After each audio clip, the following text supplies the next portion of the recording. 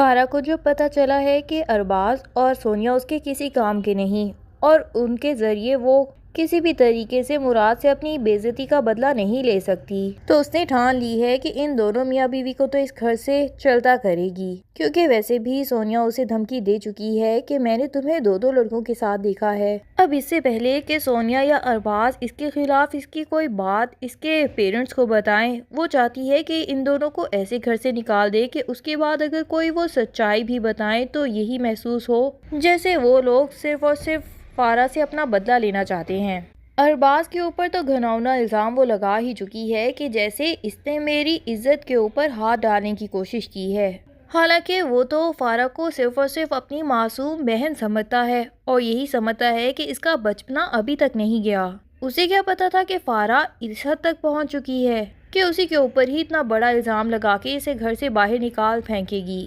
ارباز تو سونیا کو لے کے واقعی اس گھر سے جانا ہی چاہتا تھا، کیونکہ اسے سونیا کے سکون کی پرواہ تھی اور گھر کا سکون بھی کہیں نہ کہیں ارباز اور سونیا کے یہاں موجود ہونے سے خراب ہو رہا تھا۔ لیکن اس طرح کے الزام کے ساتھ تو وہ بھی یہاں سے جانا نہیں چاہتا کہ ساری زندگی گناہ گار بن کے رہ جائے۔ تبھی وہ اپنی اماں یعنی شاہین بیگم کو پوری صفائیاں دیتا ہے کہ میں نے ایسا کچھ نہیں کیا، انفیکٹ میں تو ایسا کبھی کچھ سوچ بھی نہیں سکتا، میں تو فارا کو ہمیشہ سے اپنی چھوٹی بہن سمجھتا آیا ہوں اور اماں کو کہیں نہ کہیں یقین بھی ہے، لیکن فی الحال وہ فارا، سارا اور بلال کے سامنے بالکل بے بس ہو چکی ہیں اور ارباز کو صرف اس گھر سے نکلنے کی اجازت دے سکتی ہیں، اس کے علاوہ وہ ان سب کو کہیں نہیں روک سکتی۔ تبھی وہ ان دونوں میاں بیوی کو سمجھانے پہنچ جاتی ہیں کہ جلدی جلدی اپنا سامان پیک کرو اور یہاں سے چلے جاؤ، جہاں بھی جا کے رہو، بس یہاں پہ اب تمہارا ٹھکانہ نہیں رہا۔ ادھر فارا کو ٹینشن ہو جاتی ہے کہ اتنی دیر ہو گئی ہے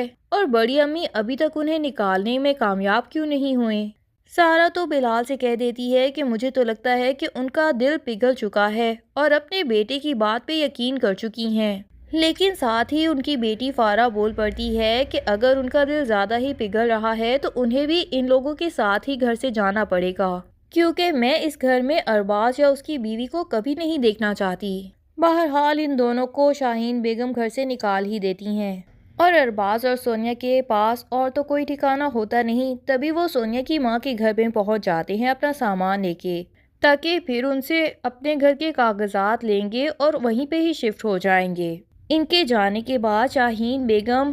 سارا کو سمجھانے کی کوشش کرتی ہیں کہ کبھی کبھی آنکھوں دیکھا بھی جھوٹ ہو سکتا ہے، لیکن سارا اپنی بیٹی کے خلاف کوئی بھی بات سننا ہی نہیں چاہتی، اسی لیے وہ شاہین بیگم کو چپ کروا دیتی ہے کہ اس موضوع پہ میں آپ سے کوئی بات کرنا ہی نہیں چاہتی، جو بھی کچھ سچ ہے یا جھوٹ ہے وہ خود بخود ہی سامنے آ ہی جائے گا، لیکن میرے دل میں میری بیٹی کے خلاف کوئی بھی بات آپ اب پیدا نہیں کر سکتی۔ میری اکلوتی بیٹی ہے، مجھ سے اتنا جھوٹ نہیں بول سکتی، مجھے اس پہ پورا اعتبار ہے، اور پھر ارباز تو آپ کا لے پالک ہی ہے، سگا بیٹا بھی نہیں۔ اگر آپ کو اپنے لے پالک بیٹے کی عزت اتنی پیاری ہے تو یاد رکھیے مجھے اپنی سگی بیٹی کی عزت تو اس سے 2 گنا پیاری ہوگی۔ اور وہیں شاہین کا منہ بند کرا کے وہاں سے چلی جاتی ہے۔ اب گھر میں تینوں لوگوں نے شاہین کا بائیکاٹ کر دیا ہے۔ ادھر ارباز بھی ابھی تک اپنے گھر میں تو شفٹ ہوا ہی نہیں کہ شاہین کو اپنے ساتھ لے جائے، انفیکٹ گھر میں تو جب وہ جائے گا تبھی اسے پتہ چلے گا کہ یہ گھر تو اس کا رہا ہی نہیں ہے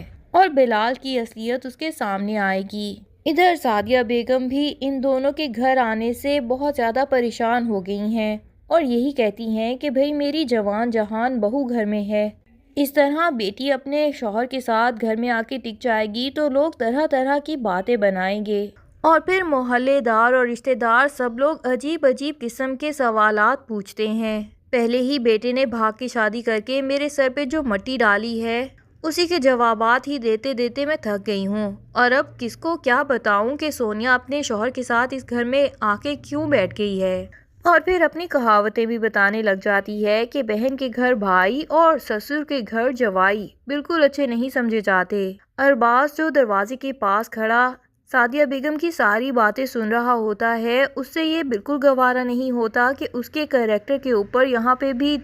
کیچڑ اچھالا جائے۔ تبھی وہ ان لوگوں کو بالکل شو نہیں کرواتا کہ مجھے آپ لوگوں کی باتیں پتہ چل گئی ہیں، بلکہ چپ چاپ وہاں سے نکلنے کا پلان سوچ لیتا ہے اور سونیا سے کہتا ہے کہ تم اپنی امی سے ہمارے گھر کے کاغذات آج ہی مانگ لو اور ہم وہیں پہ ہی شفٹ ہو رہے ہیں۔ سونیا کو تو اب تشویش ہونے لگتی ہے کہ ہم اس گھر میں کیسے شفٹ ہو سکتے ہیں، ہمارے پاس تو ضرورت کا کوئی بھی سامان نہیں ہے، بالکل صفر سے ہمیں سٹارٹ کرنا پڑے گا۔ اور پھر میرے بھائی نے بھی جو پیسے مجھے دیے تھے وہ تو دانیہ کی شادی کے خرچوں میں ہی میں نے خرچ کر لیے اور میرا بینک بیلنس بالکل زیرو ہو گیا ہے۔ ایسے میں پہلے ہی آپ کی جاب جانے کا خطرہ بھی ہے، تو ہم اس گھر میں اکیلے کیسے سروائیو کر پائیں گے؟ پر ارباز اسے کہتا ہے کہ تم ان چیزوں کی پریشانی بالکل نہ لو، میں کچھ بھی کر لوں گا، اور کبھی نہ کبھی تو ہمیں سٹارٹ لینا ہی تھا اپنی نئی زندگی کا، تو کیوں نہ آج سے ہی لے لیں۔ سونیا پھر بھی ارباز سے پوچھنے کی کوشش کرتی ہے کہ کیا آپ کو کسی نے کوئی بات کہی ہے، لیکن ارباز صاف ٹال جاتا ہے۔ بہرحال سونیا اپنی ماں کی نیچر سے بھی بہت اچھے سے واقف ہے، تو وہ ارباز سے زیادہ سوال جواب نہیں کرتی اور جا کے اپنی ماں سے کہتی ہے کہ مجھے ارباز کے گھر کے کاغذات چاہیے جو آپ نے میرے نام لگوایا تھا۔ سعدیہ بیگم تو اس بات پہ حیران ہو جاتی ہیں کہ تمہیں ان کاغذات کی آخر کیا ضرورت پڑ گئی؟ تو سونیا یہی کہتی ہے کہ ہمیں اس گھر میں شفٹ ہونا ہے، اس کے لیے مجھے وہ پیپرز بھی چاہیے۔ سعدیہ بیگم کہتی ہیں کہ گھر میں شفٹ ہونے کے لیے کاغذات تمہارے پاس ہونے کی کوئی ضرورت نہیں ہے، تم لوگ جب بھی چاہو اس گھر میں چلے جا سکتے ہو، اور کاغذات ابھی بھی نکلنے رہ جاتے ہیں۔ اور جس طرح سعدیہ بیگم کاغذات دینے سے انکار کر رہی ہیں، مجھے تو لگتا ہے کہ بلال صاحب یہ الزام بھی سعدیہ بیگم کے سر ہی لگا دیں گے کہ انہوں نے ہی یہ مکان لالچ میں آ کے کسی کو بیچ دیا ہے اور اپنی بیٹی اور اپنے داماد کو دھوکہ دیا ہے، جبکہ بلال صاحب نے تو اصلی کاغذات سعدیہ بیگم کے حوالے شادی والے دن ہی کر دیے تھے۔ اور سعدیہ بیگم جو کہ خود کو بہت ہی سمجھدار اور چالاک سمجھتی ہیں، ان کی ساری سمجھداری انہی کے سامنے آنے والی ہے بہت جلد۔ بیٹیوں کو تو خود سے دور وہ کر ہی چکی ہیں، اور باقی رہا مراد تو اس کو بھی خود سے دور کرنے کا ایک بھی موقع ہاتھ سے نہیں جانے دے رہی، بجائے اس کے کہ ان کی بہو جو بار بار ان سے ہاتھ ملانے کی کوشش کر رہی ہے، صلح صفائی سے اس کو ایکسیپٹ کر لیں، کیونکہ ہے بھی تو وہ ایسی ہی بہو جیسی سعدیہ بیگم چاہتی تھیں، جس کے آگے پیچھے کوئی نہ ہو اور خود بھی اچھی تربیت یافتہ ہو۔ اور پھر رملہ تو اچھی خاصی پڑھی لکھی اور مراد کے ہی آفس میں جاب کرتی ہے، ایسی بہو تو انہیں ڈھونڈنے پہ بھی کہیں نہیں ملنی تھی، لیکن صرف اور صرف وہ مراد کی پسند ہے، اسی کی وجہ سے وہ اس کے اتنی خلاف ہو چکی ہیں کہ بہو کی مخالفت کرتے کرتے ایک نہ ایک دن وہ اپنے بیٹے سے بھی ہاتھ دھو بیٹھیں گی۔ ادھر دانیہ جو کہ اپنی معصومیت اور اچھے اخلاق کی وجہ سے اپنے شوہر کے دل میں تو جگہ بنا ہی پائی ہے، اور اسے یہ احساس ہو گیا ہے کہ دانیہ بالکل بے قصور ہے اور میری ماں ہی ہے جو اس سے پہلے دن سے زیادتی کرتی آئی ہے، صرف اس کی ماں کی نفرت کی وجہ سے۔ اب اس نے آہستہ آہستہ بینا کے دل میں بھی اپنی جگہ بنا ہی لی ہے، اور بینا تو دانیہ سے یہ بھی کہہ دیتی ہے کہ سونیا نے اپنا گولڈ کا سیٹ اپنی بھابھی کو گفٹ دیا ہے، تو میں یہ چاہتی ہوں کہ تم اس سے کچھ بڑا ہی گفٹ دو۔